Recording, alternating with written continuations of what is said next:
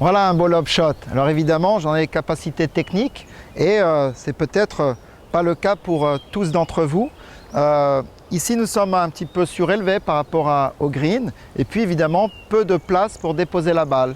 Alors ce que je vois souvent, c'est les amateurs s'attaquer à des ambitions quelque part trop ambitieuses pour eux, techniquement avec une trop grande part de risque. Il faut savoir raison garder et puis surtout choisir une stratégie avec laquelle d'abord que vous connaissez, vous êtes entraîné et vous avez un minimum de quota de confiance. Donc quand bien même vous ne serez pas tout à fait à l'aise avec votre 60 degrés, il faut absolument éviter le coup potentiel. Je suis resté trop en arrière parce que je voulais absolument la lever, un petit peu comme ça, et de faire une gratouillette comme ceci. Bref, les cas où d'avoir un coup d'absorption, hein, tout simplement, et ne pas arriver au green. Alors je vous conseille de prendre votre sand wedge, de bien vous concentrer sur le fait, le point le plus important, c'est d'amener d'abord cette balle le plus simplement possible au drapeau et d'accepter. Il n'y a pas de mal à avoir un putt de retour, hein, vous voyez, un putt de 3-4 mètres de retour. Au moins, vous avez votre chance de sauver le par ou quel que soit le score que vous allez vouloir sauver.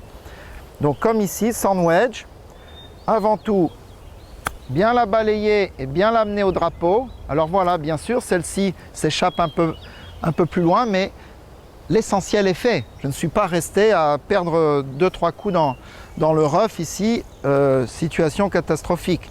Vous pourriez aussi dire, bon, c'est vrai que, tiens, je vois que le rough, là, il est tout à fait raisonnable, c'est en descente, il n'est pas épais, donc je peux me prendre mon pitching wedge et puis jouer un petit coup roulé, voilà, comme ceci.